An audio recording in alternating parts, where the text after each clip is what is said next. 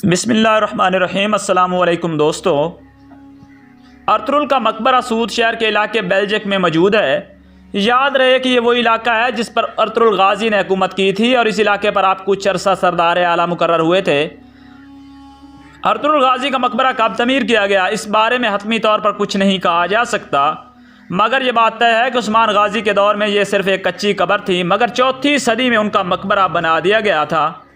اور کس نے بنایا؟ 14ویں صدی میں آپ کی قبر کو چلیب اول نے مقبرے میں بدل دیا۔ چلیب سلطان محمد فاتح کا نک نیم تھا۔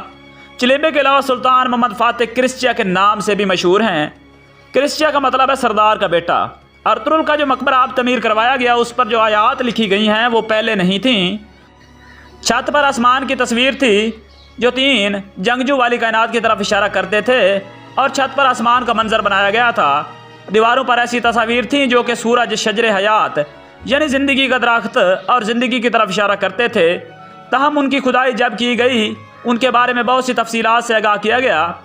غازی کا مقبرہ 3 بار تعمیر کروایا گیا اور اس کی اصل شکل تبدیل ہو گئی، اور 1886 عیسوی میں سلطان عبدالحمید دوم نے اس کو تعمیر کروایا اور اس میں ایک فوارے کا بھی اضافہ کیا۔ مقبرے کی دیواریں پتھروں اور اینٹوں کی بنی ہیں۔ مقبرے کے بارے میں دوسری حیرت انگیز بات یہ ہے کہ 1919 سے 1922 کے درمیان لڑی جانے والی ترکی کی جنگ آزادی میں یونانی فوجوں نے سوت پر قبضہ کر لیا تھا۔ یونانی کمانڈر جس کا نام سوفیلکس تھا وہ مقبرے کے دروازے میں داخل ہوا اور کہا، اٹھو ارطغرل اور اس جگہ کو فوراً خالی کرو اور اپنی موجودہ اولاد کو ہمارے قہر سے بچا لو۔ اس سے ملتے جلتے واقعات تاریخ کئی بار دیکھ چکی ہے، جیسے برٹش جرنل نے سلطان صلاح الدین ایوبی کی قبر کو ٹھوکر مار کر کہا کہ اٹھو ہم دوبارہ آ گئے ہیں۔ وہ گھوڑے پر ایسے سوار ہو کر استنبول شہر میں داخل ہوا جیسے سلطان محمد فاتح داخل ہوا تھا۔ یہ تمام واقعات مسلمانوں سے نفرت کا منہ بولتا ثبوت ہے۔ یونانی فوجی کمانڈر نے ارطغرل کی قبر پر گولیاں برسائیں اور یونانی فوجی دستے نے بھی مقبرے پر گولی چلائی۔ جب تک سوت پر قبضہ رہا انہوں نے اس مقبرے پر نشانہ بازی کی مشق کی اور اس دوران مقبرہ نشانہ بازی کے لیے ہی استعمال ہوتا رہا، اور آج بھی جب دوبارہ اس مقبرے کو نئی شان و شوکت دی گئی ہے اور گولیوں کے سوراخوں کو ترکی نے نہیں بھرا تاکہ انہیں یونانی فوجی سپاہیوں کی یہ جرأت اور جسارت یاد رہے۔ بیلجک اور سوت کو یونانی فوجوں نے 3 بار فتح کیا تھا۔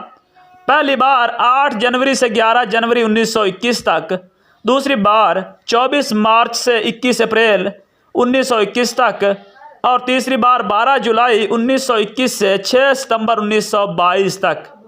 مگر یہ بات سن کر شاید آپ لوگوں کو حیرت کے ساتھ ساتھ افسوس ہو کہ فتح کے بعد سوت شہر کو 5 بار جلایا گیا تھا اور اس کے علاوہ تمام یادگار اور نوادرات جل کر راکھ ہو گئے۔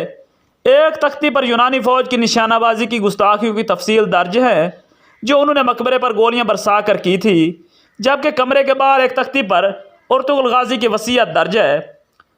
ارطغرل کے مقبرے کے بارے میں تیسری حیرت انگیز بات یہ ہے کہ اگر یہ کہا جائے کہ وہ اللہ کے قریبی دوست اور ولی تھے تو غلط نہ ہوگا، کیونکہ تاریخ میں ایک واقعہ یہ ہے کہ ایک مرتبہ اس کنویں میں جہاں ارطغرل کا قبیلہ پانی پیا کرتا تھا اس میں زہر ڈال دیا گیا تھا۔ اس زہر سے فوری موت واقع نہیں ہوتی تھی، مگر قبیلے میں بیماریاں پھوٹ پڑیں۔ یہ حالات دیکھ کر ارطغرل پریشان تھے مگر وہ کوئی حل تلاش نہ کر سکے۔ ایک رات کو آپ اپنی تعمیر کردہ مسجد میں نماز پڑھ کر سو گئے تو انہوں نے خواب دیکھا کہ مسجد کے ساتھ ہرے بھرے درخت اگنے لگے ہیں۔ اگلے دن انہوں نے خاموشی سے اس جگہ کی کھدائی شروع کر دی اور 3 دن کی کھدائی کے بعد وہاں سے پانی نکل آیا، مگر انہوں نے روایات کے مطابق کسی کو بھی وہ پانی پلانے سے پہلے خود کو اور اپنے گھوڑے کو پلایا، اور 3 دن تک وہ اور ان کا گھوڑا وہ پانی پیتے رہے۔ اس کے بعد انہوں نے قبیلے کو ہدایت کی کہ آئندہ پانی اسی کنویں سے لیا جائے، اور اس طرح قبیلے سے بیماریوں کا خاتمہ ہوا اور اس پانی کی برکت سے زہر کا اثر بھی ختم ہو گیا۔ علاوہ ازیں یہ اعلان کیا گیا کہ اس علاقے کے مسلمان اور غیر مسلم تمام اس پانی کو استعمال کر سکتے ہیں، اور ناظرین کرام اس سخاوت کے باعث بہت سے دیگر غیر مسلم بھی مسلمان ہو گئے۔